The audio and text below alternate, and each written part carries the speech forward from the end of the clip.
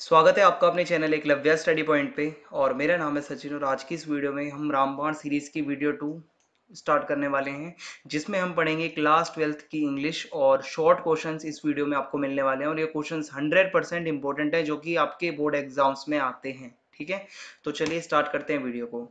आज का जो हमारा फर्स्ट क्वेश्चन है वो ये है कि who occupied the back benches in the classroom on the day of the last lesson, why. ठीक है, तो आपको क्वेश्चन समझ में आ गया होगा, द लास्ट लेसन से है। और ये इस तरीके से भी पूछा जा सकता है कि why were some elderly persons occupying the back benches that day, या फिर इस तरीके से भी पूछा जा सकता है कि how different was the seen in the classroom on the day of the last lesson. ठीक है, तो ये दो तीन तरीके से जो क्वेश्चन आ सकते हैं। ठीक है, एक ही मतलब इसका आंसर होगा। अब देखते हैं इसका क्या आंसर हो सकता है। तो क्वेश्चन आपको समझ में आ गया होगा कि जो लास्ट दिन था, ठीक है, लास्ट लेसन था, उस दिन क्लासरूम के अंदर बैक बेंचेस पे कौन बैठा हुआ था पीछे। ठीक है, और इस तरीके से भी आ सकता है कि वो जो कुछ एल्डरली पर्सन्स पीछे बैठे हुए थे वो क्यों बैठे हुए थे। ठीक है, या फिर इस तरीके से आ सकता है कि क्या मतलब नज़ारा जो होता था क्लासरूम का वो लास्ट लेसन के दिन क्यों अलग था। ठीक है, तो अब इसका आंसर क्या हो सकता है, वो ये हो सकता है कि द एल्डर्स, और एक मिनट, यहाँ पे हम ये देख सकते हैं कि the elders of the village were sitting in the classroom, यानी कि जो गांव के बड़े बूढ़े थे, जो बड़े लोग थे, वो क्लासरूम में बैठे हुए थे। As they had come to know about the orders from Berlin. ठीक है, वो यहाँ पे जानने के लिए आए थे कि बर्लिन से क्या ऑर्डर आए हैं। That they would not be taught French anymore, और मतलब अब उन्हें फ्रेंच अब ज़्यादा नहीं पढ़ाई जाएगी और ये लास्ट लेसन है फ्रेंच की क्लास का।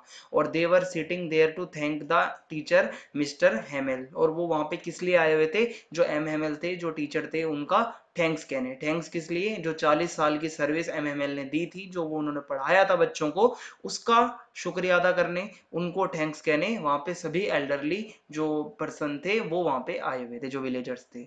और to show their respect for their language and the country. ठीक है, तो इसलिए वो वहां पे आए हुए थे। तो आपको समझ में आ गया होगा।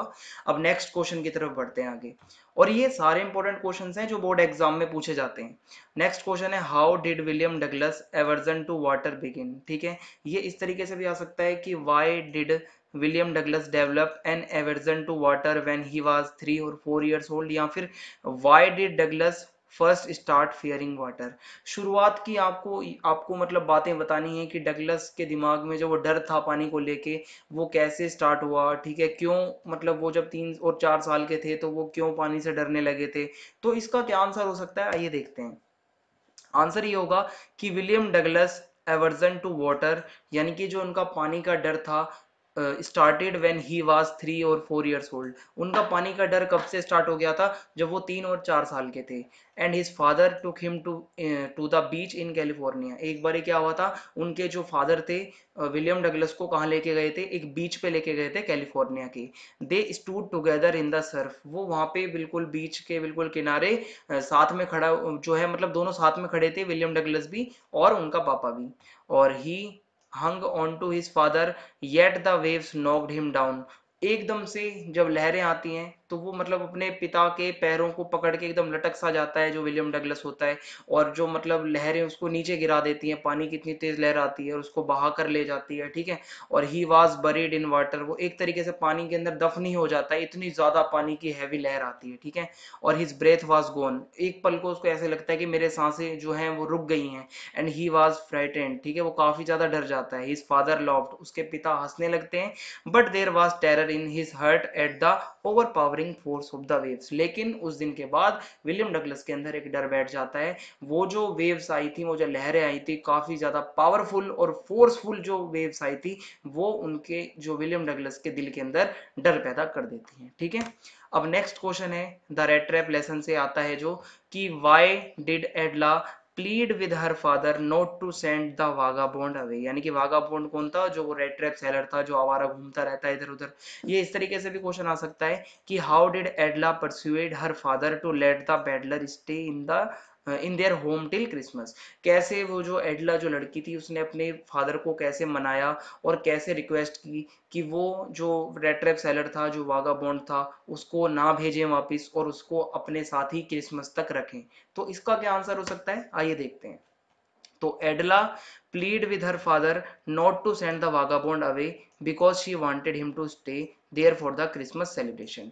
एडला जो लड़की थी, ठीक है, वो अपने पिता से यानी कि अपने पापा से रिक्वेस्ट करती है कि वागाबॉन्ड जो था, जो रेड ट्रैप सेलर था, उसको वो ना भेजे यहाँ से। और आपको पता है उसका पापा जो था गुस्सा तो बहुत था उससे, वागाबॉन्ड से, ठीक है। She wanted him to stay there, वो चाहती थी कि जो वागाबॉन्ड है वो यहाँ पे रहे हमारे साथ क्रिसमस तक, ठीक है। क्रिसमस की जो सेलिब्रेशन है उसके बाद बेशक उसे भेज दिया जाए, लेकिन क्रिसमस उसे सेलिब्रेट करने दिया जाए हमारे साथ में। She understood how hard it must have been for him to wander from place to place and being homeless. वो अपने पिता को बताती हैं कि मतलब, और वो समझती भी हैं कि कितना ज़्यादा मुश्किल होता है यार कि एक जगह से दूसरी जगह भटकते रहना और कोई घर ना होना, होमलेस होना। तो वो कहती हैं कि she wanted him to stay and enjoy at least one day of peace. वो चाहती थी कि यार कम से कम एक दिन तो उसको आराम का मिले और वो शांति से एक दिन अपना खुशी से गुजार सके क्रिसमस का, कंफर्ट एंड सोलेस, ठीक है, एकदम कंफर्टेबल होके वो अपना एक दिन गुजार सके। Moreover it was Christmas Eve and Edella wanted to keep the spirit of the Christmas alive. और ये जो दिन था वो क्रिसमस का था। एडला चाहती थी कि क्रिसमस की जो एक स्पिरिट होती है, जो खुशी का माहौल होता है, वो बना रहे। तो she told her father that they had invited him as a guest. आप सभी को पता है उसको एक गेस्ट के तौर पे ही इनवाइट किया गया था, ठीक है। बाद में चाहे कुछ भी असलियत पता चल गई हो, लेकिन बुलाया तो गया था उसे गेस्ट के तौर पे।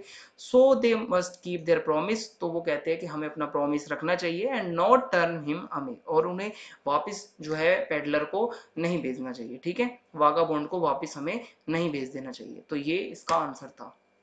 नेक्स्ट क्वेश्चन है, was Sahib happy working at the tea stall? State reasons. Lost Spring से ये क्वेश्चन आया हुआ है। और what job did Sahib take up? Was he happy?